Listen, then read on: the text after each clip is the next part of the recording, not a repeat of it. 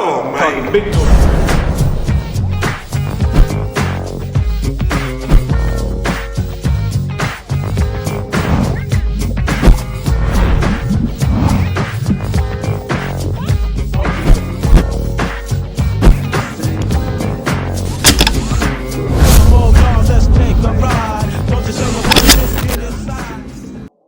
Okay, man.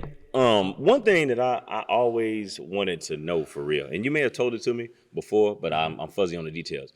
Why did you leave from Muskogee High School and finish your high school run at Fort Gibson? What was that about?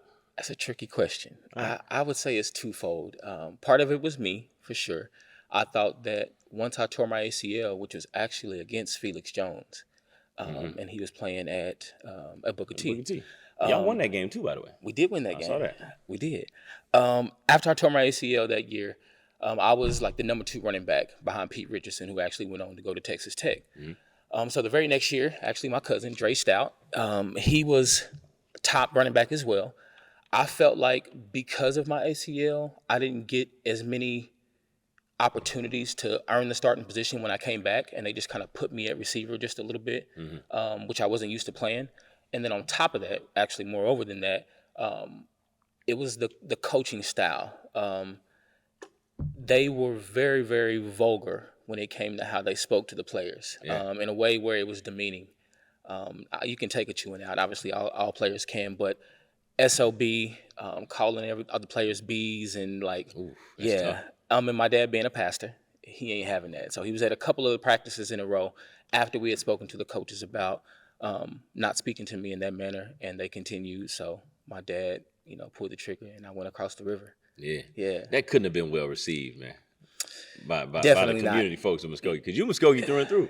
Through and through. Love Muskogee. Still bleed green. Right. And it wasn't. I still, to this day, my 07 fellas, my 06, 08, right around in that range, they still talk about, if I was still around, we probably would have won the state championship that year. We should have won it my junior year. Right. We got cheated. That's for another story.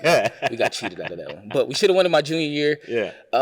We didn't. I moved. They didn't win it my senior year. I was actually glad they didn't win it. I ain't hating on nobody, but, Listen, you're human. Yeah, because right. the optics of that would have been like, well, we got better without him. And we didn't need him. You don't want that narrative. Y'all needed me. There you go. Say it. Say it. Most definitely. But now what I can't help but think is, man, see, you and I, we go back a way, right? So we started playing AAU basketball with the Tulsa Titans. I met you, I think, in 2000, right? Yeah. Because we started. Sixth grade? It was sixth grade. Sixth grade, yeah. And we had been in existence for just 1 year prior to you showing up. So 99, 2000, that was the year before you got there. Then 0001, that's when you showed up. The foundation. Man, and you just want to talk about some fun times. Yeah. But a lot of hard coaching existed at that time too. Yes. And, the late, great Mike Gillum, Yes. rest in peace to him. He was hard on you, man.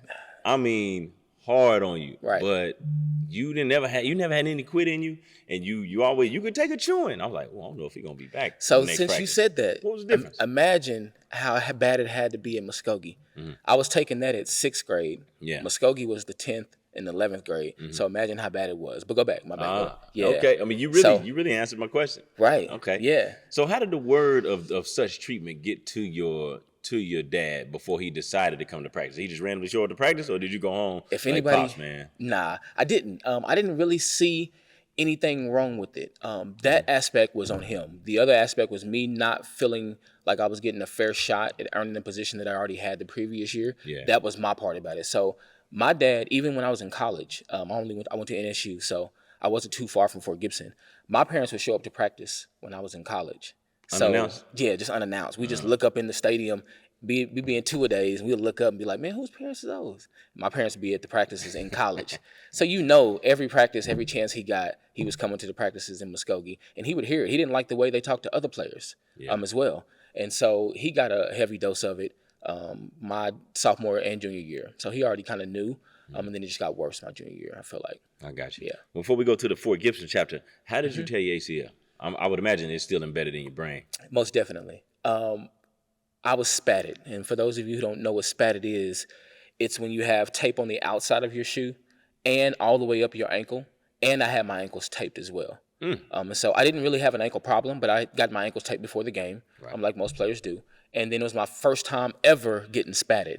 And the player who did it, it was just one of the players. So they did it, super tight, trying to make it look good. Right. And I got into a situation where I was trying to break down and do a spin move, and my ankle was too tight, and I should have twisted my ankle, but the next thing to go was my knee.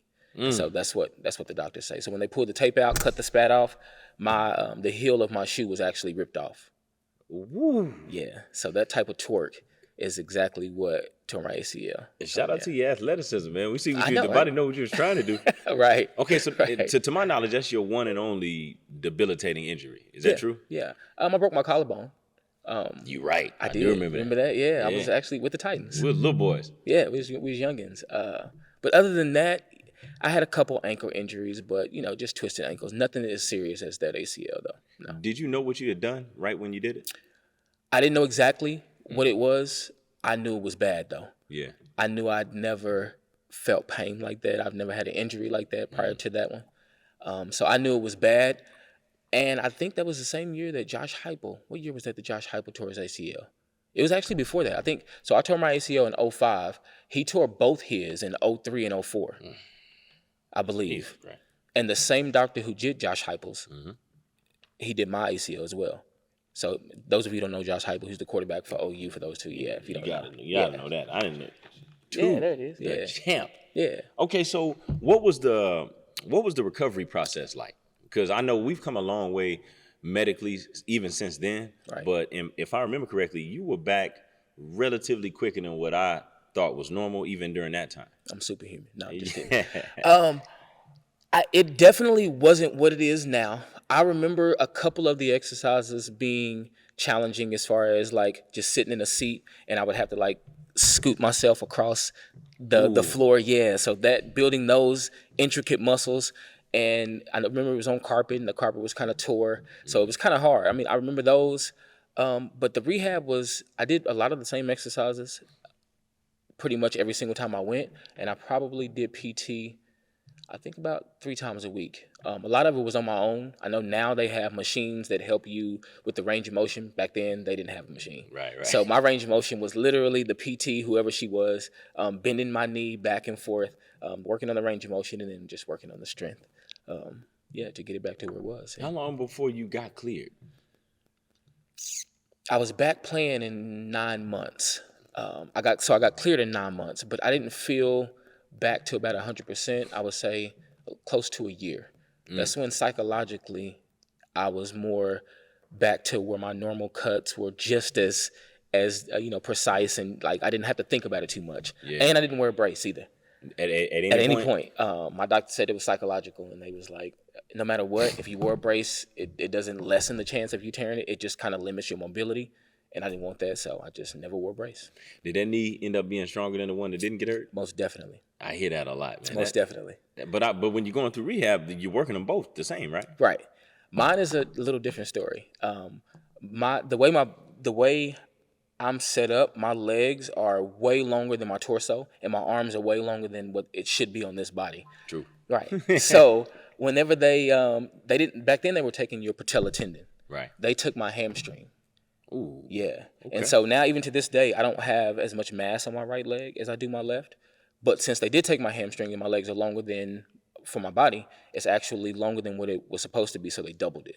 So my ACL on my right leg is actually double ligament than my left, which makes it more explosive and powerful too. So yeah. Yo, that's the wildest thing I've ever heard, man. But I appreciate that breakdown because that gave me a lot more insight. Right. But something else I remember being big during that time, that's when I remember you really taking the focus on fitness and your body started to change. You know what I mean? For lack of a better term, I'm going to just call you as a workout warrior. Yeah. You know what I mean? Just eating weights. Yep. So was that a conscious move or something that just gradually grew into something that you love to do? It was I didn't have a choice move. I sitting out a year during basketball, during football, that very next year, I didn't have anything to do. So I would just limp up to the weight room and work out with the wrestlers. Shout out A-Train, Alpha Walker. He's actually a big-time fighter here in the Tulsa area, Muskogee area. But he was the one who actually showed me how to lift weights at the very beginning. I would do the same couple exercises that the wrestlers would teach me. But that was my first, I would say, consistent on a daily basis of me getting in the gym. 10th grade, first time ever lifting weights. And since then, I've never stopped. I actually, at that time, I probably fell in love with the process more than I actually did the sports. I didn't realize I loved working out as much as I did until I got hurt and couldn't work out or couldn't play, but I could work out. Yeah. And I was like, dang, I get almost the same satisfaction as kind of I do playing. So that's when I was like, okay, yeah, I should have been doing this. Yeah. I always think that that's the one key component that could separate, I guess, your average high school athlete from the exceptional ones. Right. Because even though your body's still changing, you haven't filled out totally. Right. But I feel like you can kind of expedite that process by, getting college ready even before college. Most definitely. Did you get prompted to do that at all? Or was that all you? It was all me. Honestly, nobody ever told me to lift. I couldn't do lower body at the time. Obviously. And so, so I would just do upper body, and it was just out of kind of necessity. I needed something to do. I wanted to move around. I was trying to stay in shape without working my lower half. Right. And it just happened that I liked it. And then the first person that was like, hey, it look like you've been working out. That's all it took. I was stuck since then. Battery in the back, even that's more. It. Yeah.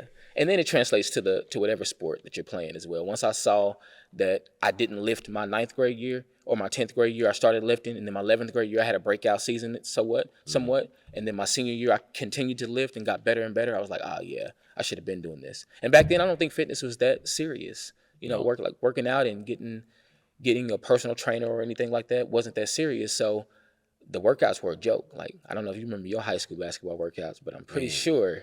And nobody was really pressing the issue, even with our beautiful weight room. You know what I mean? And I'll tell anybody that'll listen, if I had one thing I could go back and do over, it would be, really taking that chapter a little more seriously. Right. But even when I was in there, everything was lower body, man, because what was sexy at that time was trying to dunk the rock. That's it. And I was below the rim as they come. So I'm like, man, it's going to take a little more for me to get up there. Yeah.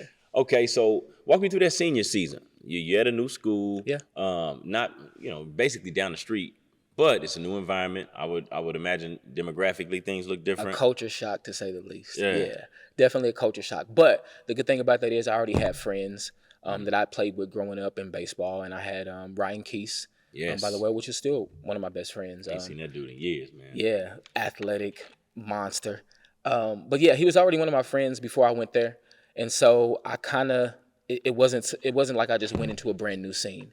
I played against these guys and played with them. So it was an easy transition.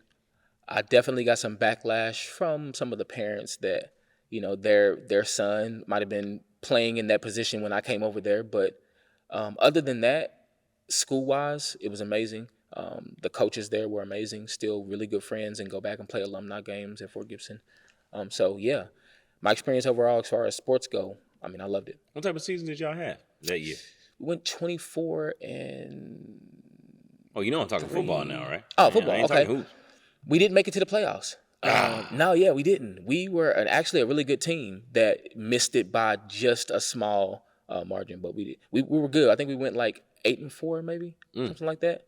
Okay. I think we lost to like Broken Bow and Old Muggy, right, and beat all the teams we should have beat. Right. Beat all the teams we should have beat. Fair enough. You give yourself a chance when you do that. Right. 4A at that time, right? 4A. Okay. Yeah. Well, since you touched on the hoops chapter, how was that? You said y'all won north of 20 games, which is tough to do in a regular season. Yes. And you were an all-stater that year, weren't you? Yeah, all-stated in football and basketball, actually. Look at Not you, man. to toot my own horn and nothing. Yeah, well, I mean, you should. Don't let me slice you at all. You know what I'm saying? New kid on the block coming in, just pissing people off with all this success, man. Right. It was fun. Basketball was probably more successful. Again, one game away from making it to the playoffs, and I think Robert Crawford beat us that year for Victory Christian. Yeah, Rob. We beat them one time that year, and then they beat us to go to the playoffs that year. So we didn't talk about playing basketball at Muskogee. Compare those two, playing as a basketball player at Muskogee High School versus your basketball experience at Fort Gibson. Because I would imagine you were a factor on both teams, right? Right. In both programs. I would say Muskogee is more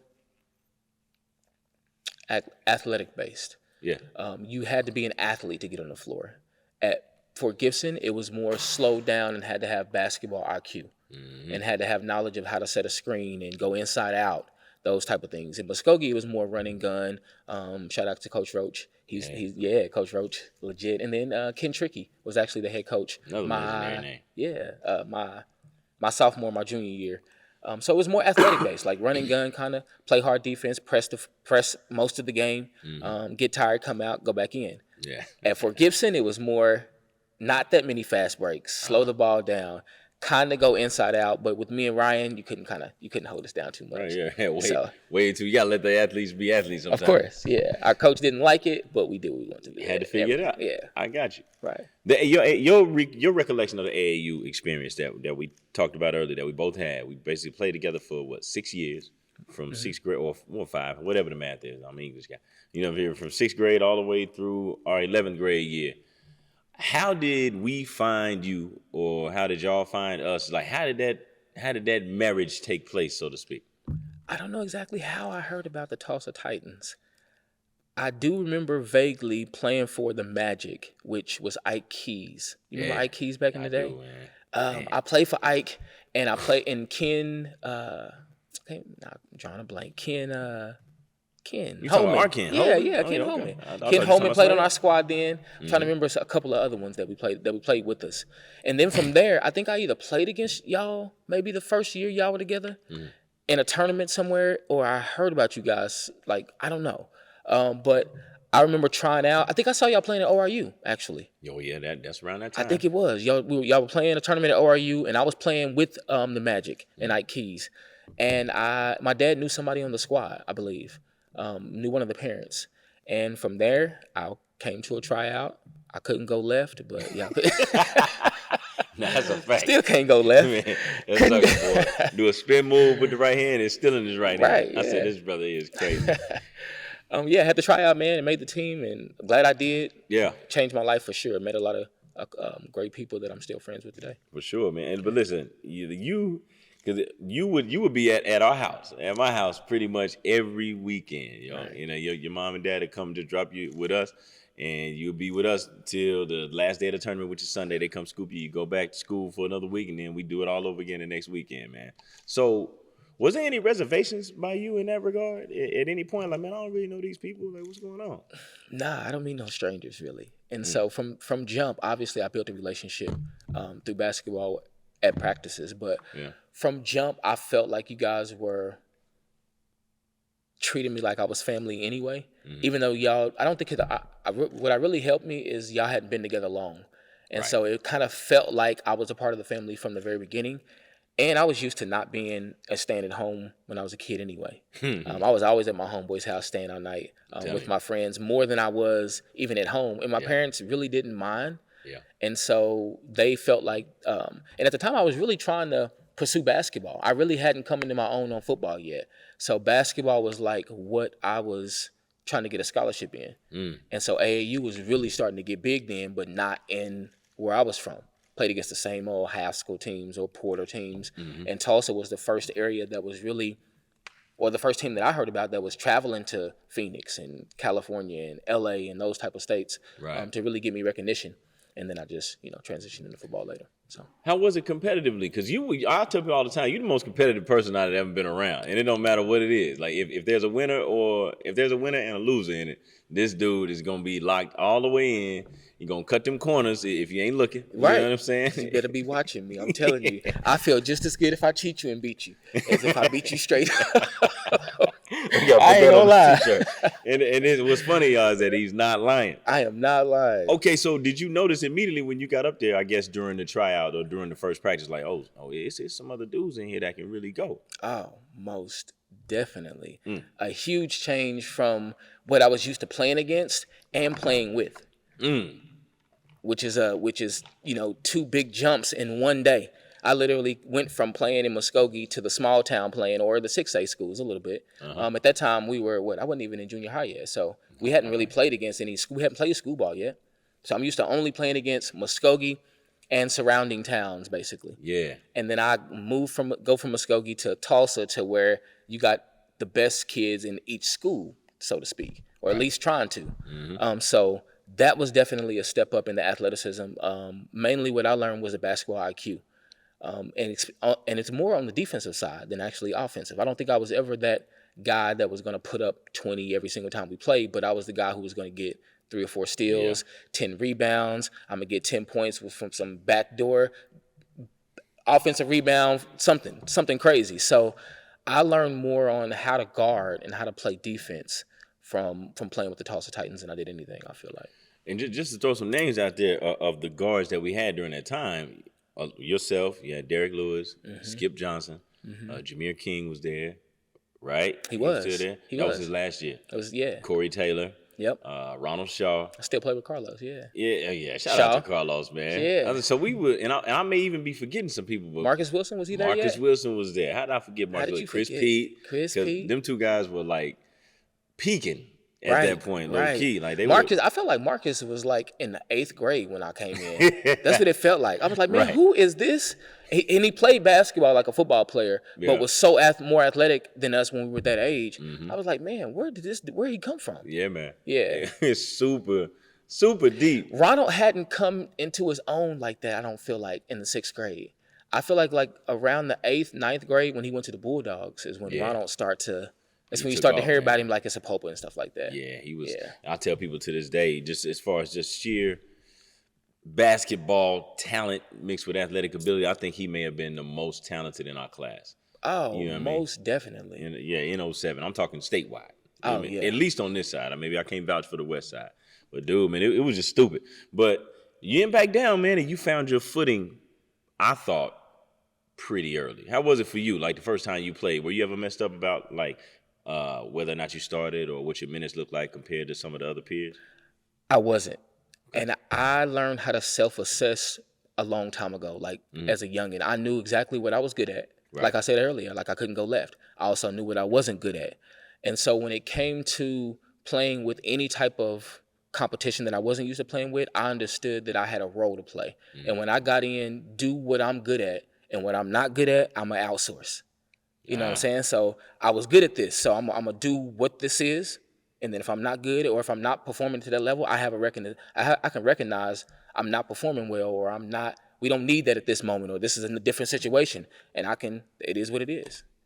Sometimes I was on the bench more than I wanted to be. Yeah. But I think everybody went through that. Oh, yeah. You know what I'm saying? Everybody went through that. We had a squad. Yeah, I was at the bottom of the totem pole.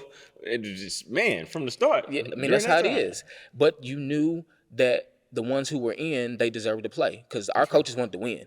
So if I'm not in at the time, they don't see it in me to win. What do I need to do to get to the point to where I'm the person that comes to their mind in these situations? If I don't never get there, that's on me. And I could never go left. So I can never go left. So it's on me the whole time. the title of this episode going to be, I ain't going left. You know what I mean? But that you saying that you figured out something like that at 12 or 13 years old. Dude, right. I coach high school basketball. And I got some 15, 16, 17, 18-year-olds who still haven't grasped that concept. Because I hear a lot of accountability in that. Right. You know what I mean? Now, of course, I know your background. I know your parents, so I know it didn't just come out of nowhere. Right. But how were they on some of those car rides, man, to or from? Any sport that you're playing? Do they keep it real with you? Are they holding you accountable? Or are they letting you off the hook? No, not my dad. My mom is very quiet. She's loving. So everything to her is positive and you play good and it's okay. You do it. You get it next time. Yeah. My pops, he is not like that. Very competitive, just like me. Talk a lot of noise, just like me. And so he would always give me the real. He would definitely pick me up when I was down, but if I got too high as well, especially when it came to football. Right. I was really good at football all my life. And so I was always one of the best when it came to that sport. And so he would keep me level-headed. In basketball, I don't think I worked on my game as much as now that I see how much it takes to be great at basketball and to be skillful. I didn't take it as serious as I needed to be. I relied on my athleticism too much. And so once I started to realize that, and I realized that that football was going to be more of the direction I was going to go, basketball wasn't. I should have just taken it more serious. Yeah. Are you one of those types that'll compete when it comes to anything, or do you like to just stick to the stuff you're good at? Anything, man. Okay. Yeah, I'm very, very competitive, and I can't help it either. I know it's not supposed to be that serious. We just playing a card game with the family, but I can't help that I feel that way. Yeah. I just want to win. Like, if we gonna play for fun, okay, I'm having more fun if I'm winning. Fair enough. Right. I mean, that's a philosophy I can't argue with. Right. Well, you said when you would get down, your pops would pick you up. Right. I don't think I've ever seen you in what I would consider a funk, but I know you're human, so we all have them. What were some of those down moments that you can recall in any sport? Tulsa Titans, not playing as much as I wanted to. Okay. Football, 10th grade, tearing my ACL. That was the first big injury I've ever had, and I've always played running back. And so not being able to perform, not being able to play for a whole year, it really wore on me. It was one of those things where I had never experienced anything like that, so I needed my mom's love, for one. But I also needed my dad, like, Trey, go to PT. Make sure you're doing what you're supposed to do to get back to where you're supposed to be. And just encouraging me, even though he couldn't be there to take me through workouts, encouraging me to make sure I didn't miss, make sure I was doing what was needed to do to get back to where I needed to be, so I wouldn't be struggling like I was. Because that was tough, man. For anybody in high school that misses a whole year.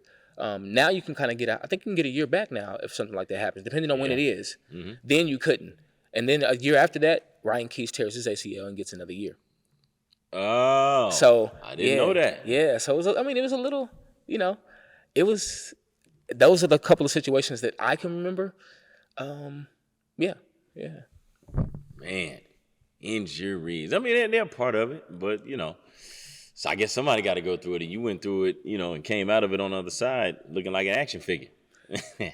It helped me. Yeah. When I thought it was hurting me, it was the one injury that was probably the biggest setback that I've had, but it's changed my entire life. I don't know if I would ever start lifting and working out and getting into the fitness side of it and the preparation of the game like I did if I didn't have something to kind of slow me down and set me down to where I hadn't anything else to do but that. So looking like at you it, sort of kept your fire burning through that. It did. It gave me hope too, and I think that's one of the reasons why I came back a lot faster than I was supposed to during that time. Now 9 months, I don't think is that soon, but then it was shocking to the PT and to even my doctor.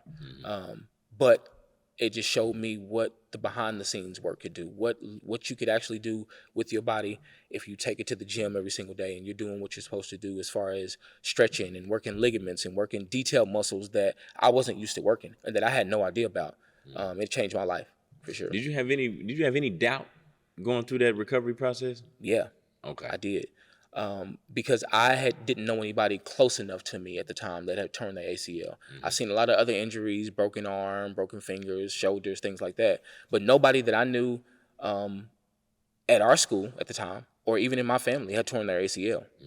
So I didn't know what it was. I knew I couldn't bend my knee, and I knew I couldn't cut left to right, and that's what was my bread and butter. I was laterally, baby. The lateral, yeah. I was the quick guy. I was the one that could get up and jump. And so to have an injury like that I didn't know what was going to happen after the fact, or was I going to be the same player? That wore on me as well. Yeah. Like, am I ever going to get back to the Trey that everybody knows or the athlete that I know I can be?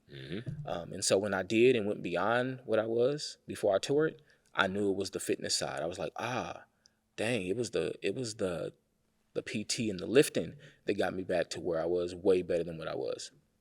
Yeah. Conscious move, man. Yeah. Okay, so the college chapter. Yeah. It's time for you to go to school. What did that recruitment process look like for you? 'Cause I was very naive to everything that went into that when it was my time. Well, our time. I was not highly recruited out of high school. Okay. The move from Muskogee to Fort Gibson hurt me. I was getting recruited a little bit by Kansas State, Kansas, the D1 schools. Those were the two. And then heavily by like Harding and Pitt State, I think was recruiting me at the time as well. And then, of course, Northeastern, which is where I ended up going. But once I went and left Muskogee to go to Fort Gibson, that's kind of when the D1 offers stopped. I don't know if they stopped sending me mail or if they just didn't like the fact that I dropped down in the level of competition. So coming out of Fort Gibson, NSU was literally the 1 or 2. I took a visit to Emporia State. And so... And that's in Kansas as well. That's in Kansas as well, yeah. Took a visit down there. And it was between Emporia or NSU. NSU was closer. I was used to my parents being at all my games. And so it was a no-brainer for me. And yeah, but they were the only ones. They didn't have very much competition. I didn't know that component was important to you. Being close to family to where they can come and watch. But yeah, it makes sense because they always been there, man. If I would have had a chance to go D1, I don't think it would have been. Right. The fact that I was going D2 and I had a choice to pick two schools that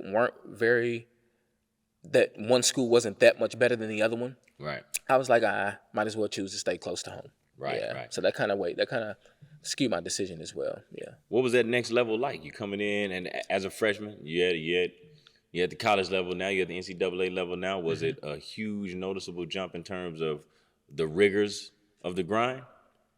For me, for sure. Okay. I didn't play receiver until I went to NSU. So my whole life, I'm playing running back and corner, and I get to NSU, and I'm redshirting my first year. So they recruit me as a cornerback or a running back, one of the two. Either one, I could go either way. Once I get there and they find out I'm redshirting, we don't have enough players for scout team at receiver. We got a lot of players for running back. We got a lot of players. So they was just like, the first practice, coach was like, well, you're not going to really play this year, but we do need scout team players. We got too many running backs, so just go to receiver and see how you do. Okay. So I go to receiver, and at first I'm just thinking like, okay, to get my footwork down, it'll get me cool for either DB or running back. One of the two, don't matter. I started to fall in love with receiver, and I started to get pretty good. Get pretty good at it. I always been able to catch, even when I played running back. Yeah. And even as a corner, I was always one of the ones like, hey, yo, he catch like a receiver. So that transition wasn't that hard. The running forward, stopping, and coming backwards was the hard part because I'm used to running forward, juking, and going forward. Mm-hmm. And so to run forward, stop, turn, and catch a ball that's coming at you while you're standing still is a little bit different than running towards a ball and catching it. And so that transition was the hard part for me. And so just imagine that all my athletes out there that have played football, never playing receiver, then all of a sudden trying to play receiver at the D2 level. Oof. Yeah. So the very next year, I did well during scouting team. Very next year, I did so well that they wanted to literally keep me at receiver, and I almost left because of that. I almost transferred and went to OU with my boy Jamil Owens. Yeah. And so it was very important to you that, I'm a running back, right, or I'm a corner. Right. Right. So what was the verdict? What ended up happening? Did they give you a shot at being in the backfield? They gave me a shot. Mm-hmm. I performed well. Yeah. I liked the fact that I could play receiver, score touchdowns, and not get hit as much. That's what really swayed me to stay at receiver. It was a spring game where I had like one touchdown at running back, and then I had like 2 or 3 touchdowns at receiver. So I had more touchdowns, but less hits. There you go. So in my mind, I'm like, all right, yeah. So it just kind of stuck, and the rest is history when it comes to NSU. What types of teams did y'all have there during your 4 years there that you played? Redshirt freshman year, we went 1-9. Yeah. The year before that, 0-10. The 3 years, we got better. It's the positive perspective. Yeah. Put it in perspective. So the 2 years before I got there, though, 0-10, 0-10, 0-10, 1-9. My freshman year, redshirt freshman year. Redshirt sophomore year, we went, I believe, 3-7. So we won 2 more games that year, and then my redshirt junior year, I believe we went even 6-6 or something like that, or 7-7. And then my senior year made it to a bowl game. Man, we went 8-4, I believe. Lost a bowl game to a team from Minnesota, Minnesota State. But went to a bowl game, and so every year we got better and better and better. Not only, I wouldn't attest that to me. We had a really good team. Right. A lot of the players that came in my freshman year stayed the entire time and stayed for 4 or 5 years. That answered my next question. So yeah, man, y'all got to be close knit then. We did. Not a whole lot of new faces year in and year out. My senior year, we had a move in. Okay. Johnny Deaton, definitely a Sand Springs legend, is a beast. Played with Bowie in high school. Went to OSU with Bowie as well. Man. And then he moved in my senior year with the coach, Brad Cornelson, who was the quarterback coach at OSU at the time. They both moved in from OSU and became our offensive coordinator, and eventually Johnny became our starting quarterback for my senior year. So him being a move-in and coming in, and he changed the dynamic of our team, for sure. Oh, man. Yeah. I love that. Because I think a lot of times I'm going to talk like we old, but today people seem to want to skip that process of development, like really just chipping away at it, getting better, and then eventually you arrive. It's almost like, nah, I don't like the way this is shaking down, even though it's early. I think I'm a dip. You go to the other side of the fence to see if the grass is any greener. So I like the way you did it, man. All right, so was that basketball bug still itching? Because I know you like to compete, but now you basically got to declare, for lack of a better term. Were you still finding little pockets to get some hoop in there? I definitely played intramurals every single year. Coach did not like it. He did not like his football players. So you weren't even trying to sneak? No, he let us play. Okay. He let us play. He didn't like it, and he definitely was against it, but he let us play. And we won intramurals every single year that I was there. You know what's interesting, though, is I hear college coaches all the time, particularly college football coaches, whenever they're recruiting, guys usually in high school, they play multiple sports. And I used to think, like, man, you probably need to stick with whichever one is making your name. And I heard one of them say, hey, we like to see our athletes compete year round. Right. And it's funny how that changes once you become a financial investment. Right. You know what I mean? Not necessarily singing the same tune. Once you are an intricate part of whatever coach that is and his future job for the next year, you know he's not going to want you doing things that are going to put your body in jeopardy. So I understand it, but at the same time, I was only 19, 20 years old. I want to do what I want to do. And we had a couple players get hurt. We had a player tear his ACL in intramurals that year, my junior and senior year. And he was a big part of the team as well. Played special teams well, and I believe he started at linebacker, as well. Well, two questions. So, did you not hoop no more after that? I didn't. You didn't? No, I continued to play. No, you said did I not hoop? I got you. No, I continued to play. I played intramurals every single year I was there, and then my senior year I walked on the basketball team. We're going to talk about that in a minute because I didn't know that part. But, okay, so with somebody else having that injury that's close to you, now, when you talked about how nobody close to you had it when it was the idea was sort of taboo at that time, did that hit you differently? Was it triggering at all? I knew what he was going through. Okay. I knew that it was going to take him a while as far as mentally to get back to what he was, because he was a side-to-side player just like I was. He wasn't a very, very big linebacker, and so his main attributes were his lateral movement, his jumping ability. Yeah. And so I talked him through his PT. I talked him through all of the things that I went through. I told him that he was going to go through it before it even happened. So I was definitely there for him in that aspect, but he came back a lot faster than me because surgery is so much better. Yeah. And this was 6 years later, I would say. Yeah, about 6 years later from when I tore mine. So he came back a lot faster, and he was actually better when he came back as well. Hey, man, that's big. Yeah. Your best individual season in college, which one was that? And what were those numbers looking like for you? Senior year was probably my best. And if I can remember correctly, I think I had 82 catches, maybe 1,700 yards, and 17 touchdowns or something like that, 18 touchdowns. And that was y'all's best year as a team, too. Yes. Oh, that's the perfect storm for you, man. Yeah, it all came together my senior year. With Johnny moving over, Coach Greg Richmond, who was actually a DN coach or played DN at OSU, he came in as a defensive coordinator, and he gave me a lifting program that he used to do in college and that OSU was currently doing at the time. So my whole summer, say it again. Cheat code, most definitely. So that junior year going into my senior year, I did a completely different workout regimen than what I did my sophomore year going into my junior year. So it was more skill position based, more receiver based, more getting the top speed in your 3 steps, or in 3 steps, and more coming out of breaks, and just teaching me how a receiver should move and what a receiver's body should look like. So my body changed dramatically from those 2 years, and that helped me out a lot. And playing outside and inside receiver helped me out as well. So you stayed disciplined on it, I'm gonna do this to a T. Right. Yeah, man. I dove in. I was trying to go to the league, trying to go to the NFL at the time, and trying to make football a career. So with Coach Richmond coming in and giving me those keys and those tools, it helped me out a lot.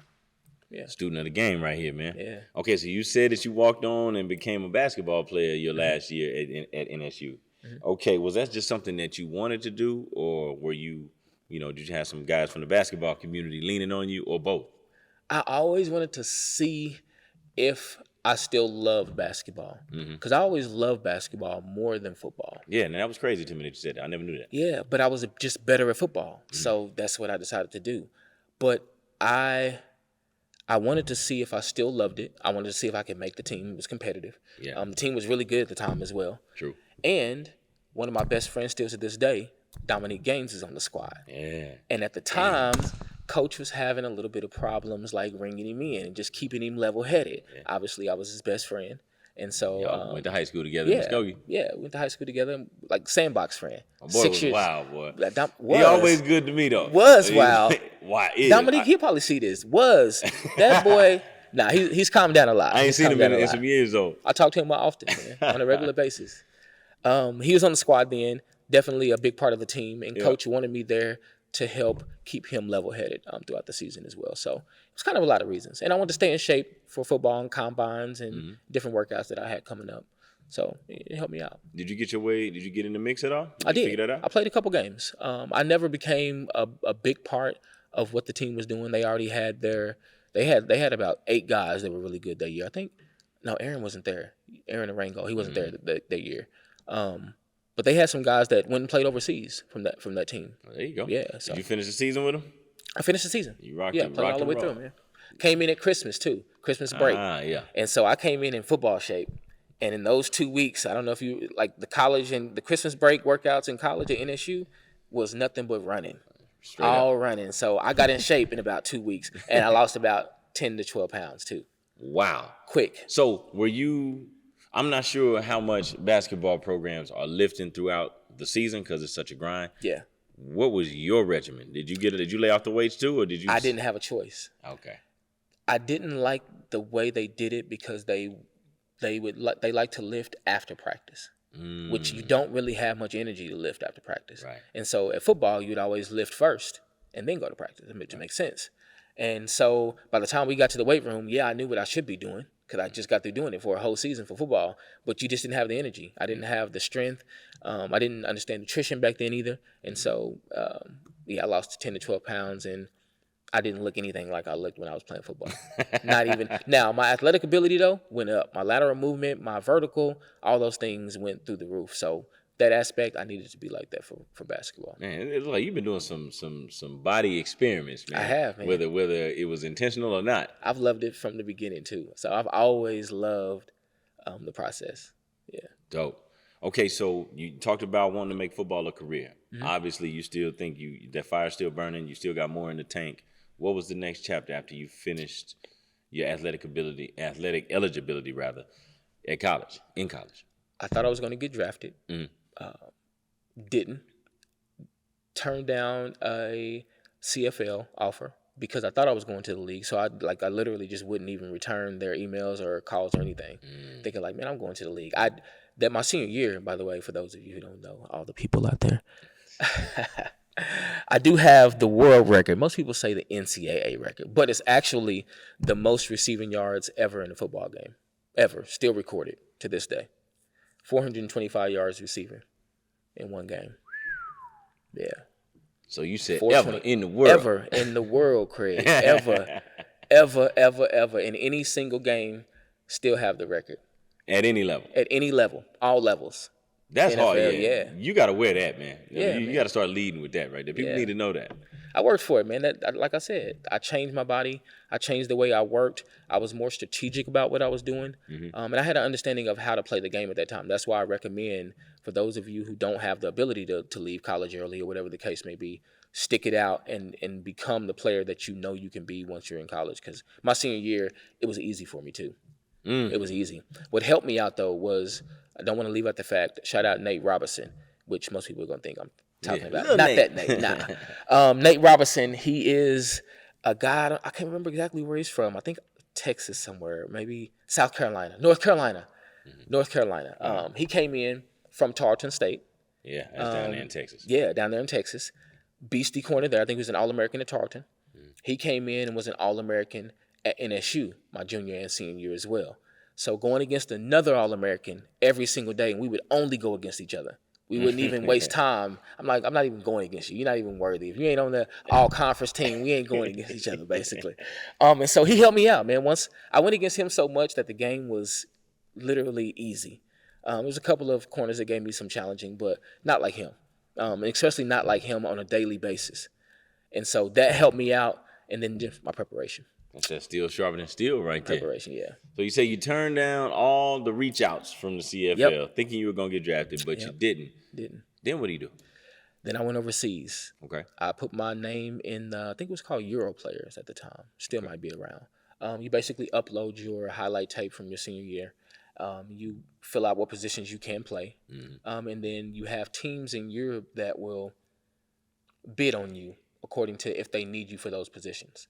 So they'll say, I'll give you 4,000 euros a month, a cell phone, and a car. The other team will say, I'll give you 5 meals a week, 6,000 euros, a car, a set, like those type of things. And so I ended up going to Serbia, a city called Kragujevac.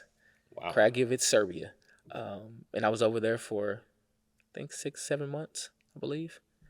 And played over there, got some film together, thinking that I was going to come back and take that film and send it into NFL teams, which I did. And when I did, I got a tryout and a combine for and an agent. Didn't have an agent before that either. Okay. Came back from overseas and picked up an agent. Got a combine for the Atlanta Falcons. Performed well. I don't think I ran as well as I wanted to, and I think that's what really hurt me. I think when you go D2, they look at the level of competition you played against, and when you go D2 and you're only 5'8", 5'9", you really got to stand out on paper. And so with my 40 being, I think I ran a 4.5 or something like that, or like a 4.48. Ran a 4.48 actually. It just wasn't fast enough to really stand out on paper, which I understood that. It's a business, like I get it. Yeah. And so didn't make the team, didn't make the roster, and came back. At the time, my oldest son was 1, and so came back and just started doing my personal training. Was that a tough pill to swallow when it was over, or was there a level of acceptance there? I felt like God didn't let me make it for a reason. Okay. I felt like it was a God thing more than it was my talent level. I knew I had the talent to make it, but I wasn't ready for the lifestyle that it brought. As I mentioned, had a 1-year-old son. Had been married for 1 year at that time as well. And that lifestyle, I don't think I was ready for. And I think God knew I wasn't ready for it as well. And so kind of closed some doors that I thought would be open. And didn't allow me to make it. Had a couple opportunities even after that as well. And it just did not fall through. And nobody knew. You went for him though? I went for him. Yeah. The second, I had 2 more opportunities. I went for one of them, and still didn't make it. And I knew at that time, I was like, it was plain as day. God was trying to send me a sign, and I listened, and I went into what I was passionate about, which was fitness anyway. You got married relatively young. Right. How old were you? Like 15. No, just kidding. That's what it felt like. Yeah. I remember being at the wedding. Anyway, it was hot as hell. Oh, and hot was the understatement. You sung at your own wedding. I did. At your own wedding. I killed it, What too. you saw? You did. You did. Killed it. Sweating in the suit and fade and all that. I know. You know I had a ball fade, too, at the time. But, man, talk about what that ride has been like. You know, you and your wife, y'all still together. Y'all got two young, good-looking boys. They're active. They play sports just like Pops. And, I just love seeing the whole dynamic. But I don't know all the intricate details, and I wouldn't even ask, but I would imagine it has not been easy because you were in your 20s, either in your mid or early 20s. Early. I was 20 years old when we met each other. Right. We met each other our senior year of high school. Okay. So we actually went on a blind date before we actually started dating.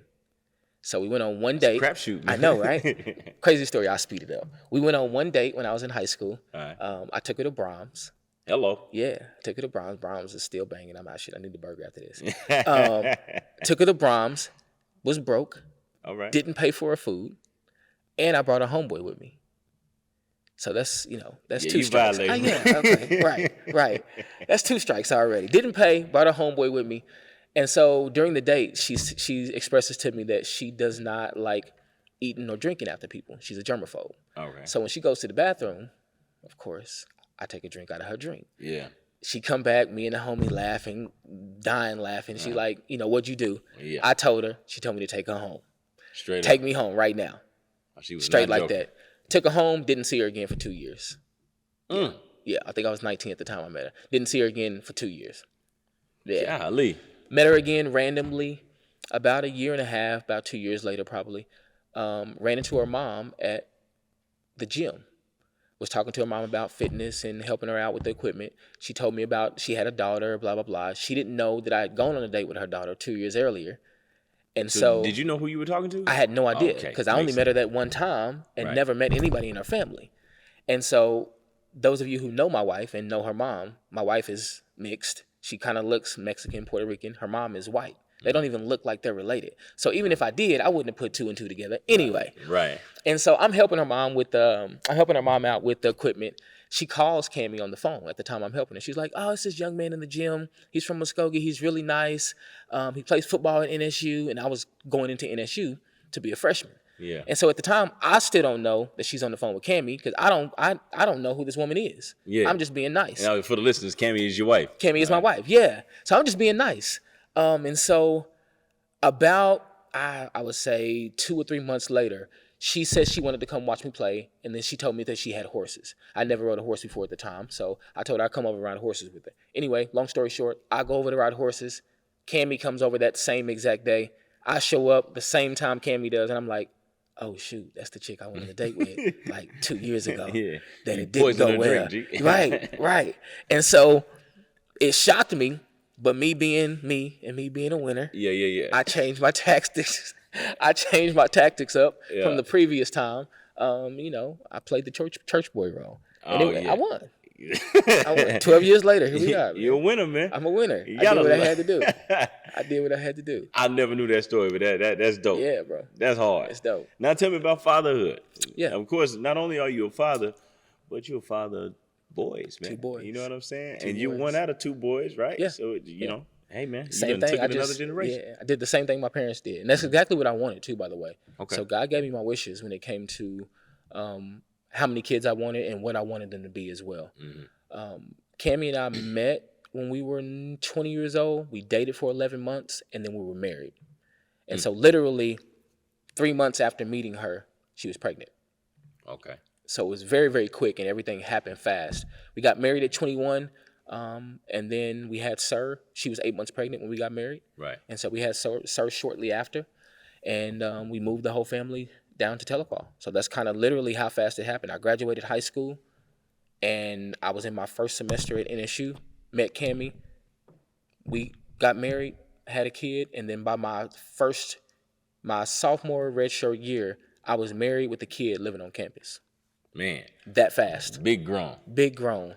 But I'm gonna tell you that's a tale of small towns right there. Ah, man. It was life-changing, and to this moment, I'm thinking back of, like, what 21-year-old me was thinking at the time. Like, and I didn't realize what it was going to be like. Like, nobody prepared me for that part of my life that fast. Right. And just kind of thinking, like, nobody prepared me to be a father, like a husband. I'm trying to be a student athlete. I'm trying to be a student and an athlete and trying to be a Christian all at the same time. Yeah. In an environment that is not conducive to any of that. those, Yeah. other than being an athlete. Right. Nothing else that I did in NSU was conducive to being anything but an athlete, not even a student. Right. I'm gonna ask you a question here, and it's gonna be kind of personal. So if I'm out of line, please. You're check out of me. line, bro. Okay, so you got married at what age? You say 20. 20 years 20. old. Okay, so you have a model in your parents, right, of how to do things, what to do. You did not walk that path, right? And you talked about your father being a pastor, and here you are. You know, you have a baby out of wedlock. I would imagine that couldn't have been very well received by some people in your life. And I guess what I want to ask, because I didn't ask a question. The question is, did you choose on your own to take that step to marry your now wife, or was there a little pressure in that regard? It wasn't pressure said out loud, Okay. but it didn't need to be. It's certain standards that you know your parents hold for you, and just for the last name McVay, the last name Daniels. It's a certain standard that you know your parents want you to be at. And so my dad really didn't even have to tell me. Now, funny story is, he really wasn't disappointed in me for getting her pregnant and not being married, because he didn't marry my mom until my oldest brother was 6. Didn't know that. So yeah, it wasn't a shock to him. Now, of course, my dad being a pastor, he preached don't have sex before marriage. Right. If you do, make sure you're not shacking up. That's what they call, that's the old school call it, shacking up. Exactly what you mean. Yeah. So I already knew that once I got her pregnant, it was an understood, just on how I was raised, that was the next step. I didn't think anything else. Now, did that push me knowing that and how I was raised? Of course. If I didn't have that type of upbringing, would I have asked her to marry me as fast? No, not at all. I know I wouldn't have. I remember the night that she called me and she told me she was pregnant. The next thing I said was, well, when are we getting married? Straight like that. Straight like that. It was no other thought in my mind, because that's all I ever knew. My dad has been there the whole time. Mm-hmm. Everything I've done, my dad has been there. So I knew once I had kids, no matter how it happened, I didn't see any other option in my mind. Like, it was yes or yes. It's like this. She's gonna have my baby, especially when I found out it was a boy. Yeah, it's gonna be a boy. My dad has been in every game, every practice, everything I've ever done. Why would I even slight my son the opportunity to have the same father I had? So I feel that. Yeah. When you hit her with that, what was her response? Was she taken aback at all? Like, what? We didn't know each other very long at the time, but she started going to church with me like the day we met. Right. She graduated from Bible school at Victory Christian up here in Tulsa. So she was already into the Christian world anyway. Mm-hmm. And so when we first met, she started going to church. So she knew the standards that my family had for what we do for our children and how we take care of our children. Mm-hmm. So she kind of already knew that. I think she knew as well. I think she didn't know I was going to ask her that fast. Right. But I think she knew that was in the works. She had to have known.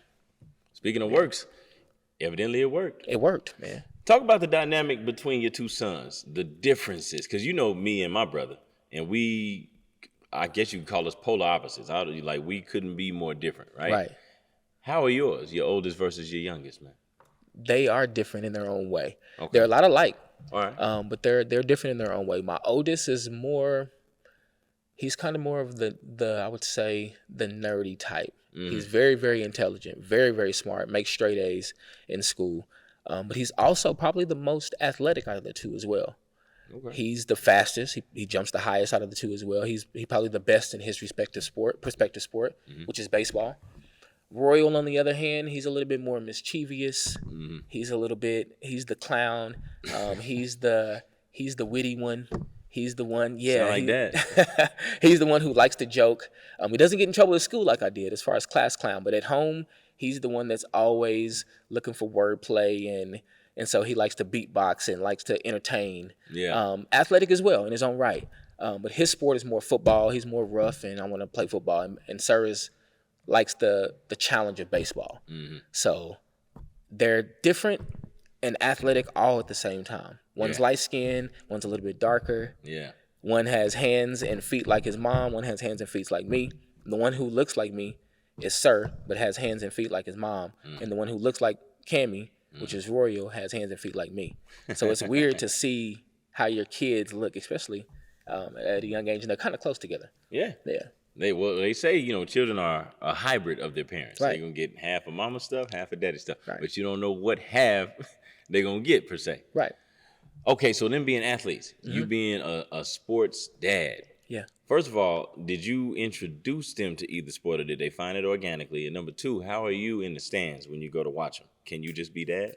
No, for sure not.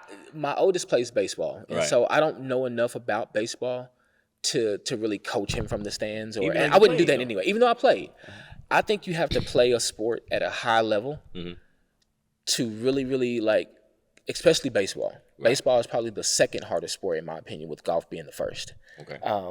That you have to play baseball at a high level to really be able to give a kid the details that he needs when he's in the batter's box or when he's out in the field, because it's a different approach. It's more mental than it is anything. Yeah. And so I know my lane. Like I said, if I'm good at it, I'll do it. If I'm not, I'll outsource. Yeah. And so I'll send him to people. I'll put him on a team where I know is going to teach him the details of the game, and I sit back and I'll coach with a good job or you can do better.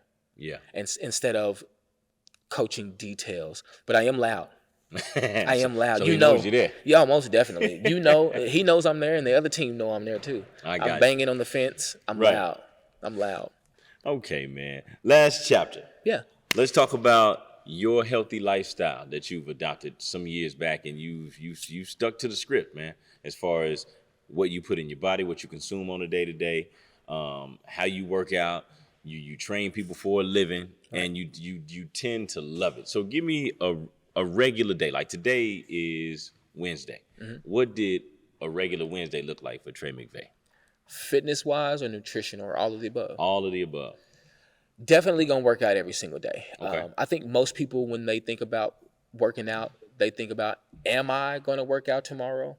My mindset is always, what time am I gonna work out tomorrow? Oh, Like, it's not if, it's when. yeah, I'm gonna work out, which is only 20%. Right. Those of you in the fitness world, I mean, or if you're trying to be in the fitness world, that's only 20%. The 80%, every single morning, I almost eat the same exact breakfast. Now, this morning I went to Neighborhood Jam, but a normal morning is gonna be oatmeal, blueberries, strawberries. I probably put 1 scoop of protein in my oats and about 6 or 7 egg whites. And so starting off with a workout in the morning and the 80% of it, which is the nutritional side, I'm going to do that every single morning like clockwork. Like if I don't, I feel like something's wrong with my day. Right. And so I also make sure that I'm feeding my body enough throughout the day that I'm not getting hungry. A lot of people wait till they get hungry to eat, which is kind of the opposite of what you want to do. Once you start to get hungry, you know at that moment your body's starting to store fat. And you never want your body to do that. So I try to eat a bigger breakfast and then taper my meals off throughout the day. So 60% of my calorie intake is typically probably breakfast. And then the other 40% is spread out throughout my snack, lunch, and then dinner towards the end. Yeah. So I'm sitting there looking at my watch. It's 9:45 p.m. Are you done eating for the day? It just depends. Okay. I don't give myself a window to eat. Okay. I know around how many calories and how many times I should be eating. And so if I'm still up and I have time and I'm hungry, then I'm gonna eat. It doesn't matter if it's 10 o'clock or 11 o'clock at night. If I'm hungry, I've trained my body to only be hungry when I very rarely overeat. And so when I am hungry, that means I need to feed myself. And I don't care if it's 10 o'clock, I don't care if it's 11. It's not necessarily how late you eat, it's what you eat that late. And so I've just figured out through trial and error, through research, through about 6 or 7 of my family members being diabetics. 3 family members, like close, like aunties, uncles, passed away, diabetes already, and I'm only 34. So I'm like, my family is diabetic, is like one of the most detrimental things in my family right now. And so with my dad's blood sugar raising over 1100 twice in his life, Man. normal blood sugar is 80 to 120. Wow. 80 to 120. You go to 1100, you're supposed to be in a You're not supposed diabetic to be coma. here. You're not supposed to be here. Right. So to see that happen to my father twice knows that it could happen to me if my nutrition is off, or if I get a lifestyle of doing what they did. And so that prompted me to understand what nutrition does what are these things doing to my body on a daily basis to get the most out of my body. How do I feed myself and fuel myself instead of eating and then getting tired? And that's typically what most people do. So Man, yeah, it's a whole segment on that, I'm telling you, bro. man, but that breakdown just put a lot of things in perspective. Like whatever questions that a common mind would have, you just answer them. Yeah. Okay, so when you're training a person, right? Let's say if it's one of your clients, because I don't necessarily know exactly if that's what you do still, but I know that's one chapter of your life at one point. How do you meet a person where they are? Because not everybody is going to be as driven, as motivated, and as precise when it comes to the details, and as disciplined as you. Right. But I do think that anybody can improve, right? Anybody can, if their main focus is nutrition first. Okay. And so what I like to do is drill home that I can't help you if you're not going to change what you eat. There's nothing I can do for you in this gym. There's no exercise I can do. There's no cardio you can do that is going to help you get the goals that you want. You're coming to me for a reason, whether it be not necessarily changing what your outside looks like, but it could be because the doctor says you have high blood pressure. The doctor says you have high blood sugar and you need to be more active to get that in order. Or you could be losing 20 pounds because you got a vacation to go on. Okay. Whatever the case is, you're paying me to help you. And so I make them understand that nutrition is at the forefront of what we do. And I've even had some clients that I literally make you follow a diet plan for 2 weeks before I ever train you in the gym. Show me how serious you are. Like you call Right. me, like you've been calling me for 2 weeks, and now I get back to you, and so you tell me you're serious, and you can't follow a nutrition plan, which is you can't do 80% of the test for 2 weeks. Ooh. Make a B for 2 weeks first, and then I'll give you the answer to the rest of the 100. Basically, Hey, man, it's- most people can't even do Wow. the 80. Can't or won't? Won't, because I'll give you the tools to make it happen. There's too many tools out there to not know what you're putting in your body. The one thing that the human has to do every day is eat, and that's the one thing we know the least amount about, which is so saddening. Most people don't even know how to read nutritional facts. So teaching people the basics of what it actually looks like to eat a healthy diet one day. Like, this is what a healthy day looks like all day long. Most people can't even go the whole day. Man, I'm probably guilty. Most people can't go the whole day. Yeah, so just breaking it down, man. Giving people not that many choices. That way it doesn't bombard them and overwhelm them. The best way best way I've done it is I'll give you 3 or 4 meats, 3 or 4 vegetables, 3 or 4 drinks, 3 or 4 snacks, and then you just stay within those 3 or 4 throughout the entire week. The next week, I'll try to switch it up and give you 3 or 4 more like that. And that way you don't have a specific thing you have to eat, but I give you options that are still healthy all throughout your, whether it be proteins, fats, or healthy carbs. I got about 3 or 4 more questions I want to hit Ask you away. with. Yeah. So, can you remember when your taste or your taste buds started to change? That's a good one. Because I would imagine, you've been doing a certain thing, no matter whether it's a good thing or a bad thing, whatever you're doing so much of for basically a lifetime, to reverse engineer that can't be an overnight process, man. It wasn't. All right. And I still have my guilty pleasures. Yeah. I've just figured out how to make my guilty pleasures as healthy as possible. All right. And so to answer your question, it probably took me, I would say 3 or 4 months of eating around the same foods. Luckily, I am a guy who can eat the same foods and never get tired of it. I'm that way And- with breakfast. Yeah, see, I've been eating, like I said, the breakfast I just named earlier, I've been eating that same breakfast for 10 years. Straight. The same breakfast, the same protein almost, the same blueberries, the same thing. I cook it the same way every single morning. So that's what gives me an advantage. But if you do anything long enough, the same way you desire sweets and starchy carbs or pastas and breads and things like that, is the same way you're going to desire the healthy foods if you do it long enough. You can get the body used to anything that you do. The body is made that way. The body is made for repetition. It's made to do the same thing over and over and to get used to what you're doing. And so you just have to do it long enough. And if you do it to the point to where your eyes look in the mirror and see results, it becomes addicting. Most people stop before it gets there. Most people do it for about a month and they think that it's not working because they haven't given their body enough time to transform over to what they're doing. Look how long you've eaten bad. Look how long you didn't work out and ate whatever you wanted to eat. And you think in 1 month you're supposed to lose 5 to 6 to 10 pounds. And when you don't, now all of a sudden You ready to get off the you're wagon? ready to get off the wagon. So just getting over that hump, man, of eating proper, seeing your body change, and then it becomes easier from there, I feel like. When you do cut up, because we all live a little, what is your go-to cheat meal? Burgers. Yeah. Burgers and fries, I would say. Come on, man. And sweets. I'm a big sweet eater. I eat sweets like even throughout the week. Right. I have just learned to not overindulge. If I do have some sweets, I might have half of it and then save the other half for the weekend. Now, that's easier for me because I have a standard. Like I'm the person that is the personal trainer. So I have to look a certain way, Yeah. even for my job. So now how serious would I take it if it wasn't something that I needed to do to make me money? Because you're not going to come to me if my passion is personal training. You're not going to come to me if I don't look a certain way. That's true.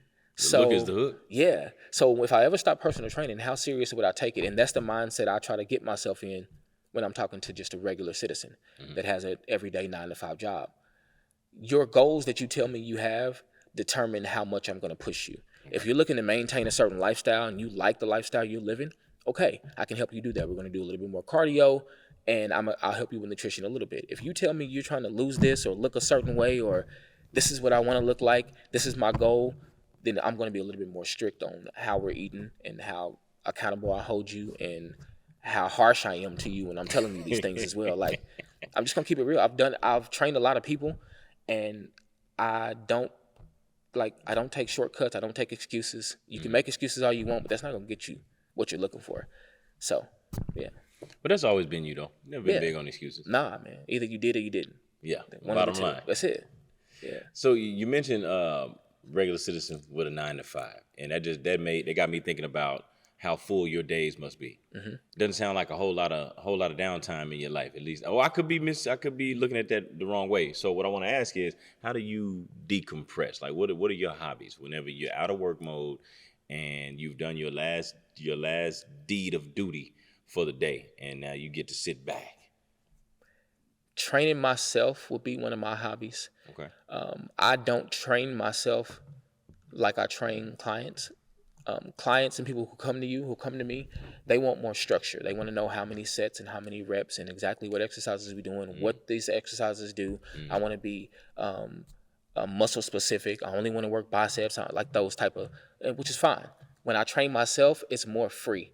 I look at the gym as like a jungle gym in a sense.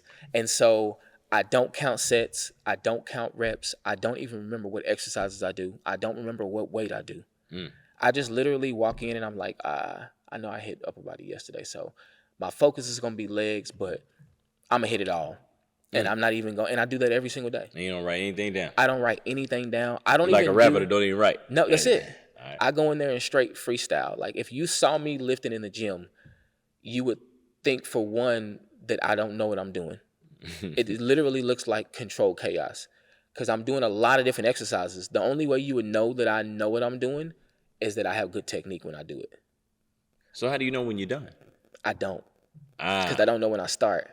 Gotcha. So I don't think. You lose yourself in there. That's it. That's incredible, man. That's it. And that's, like I said, I call it control chaos. And it helps me not to have to do as much cardio, stationary cardio, because of how my style of lifting. But I love it, man. And it keeps me functional. It's more of a functional, everyday 9 to 5 dad, like bending over, picking up groceries, or picking up your kids, or running in the parking lot with your kids. It's like I do functional, everyday range of motion, not as heavy as you would think style of lifting. Dope, man. Yeah. And then basketball, men's league, hooping, volleyball. Right. Play volleyball. So yeah, man, I'm trying to age backwards. I definitely stay active. Well, you did say you're trying to dunk until you're 40. So you 45? 45. Oh, okay. 40. Trey Brady. You know what I'm saying? My knees are starting to hurt. About 40. Though. I feel it. 40.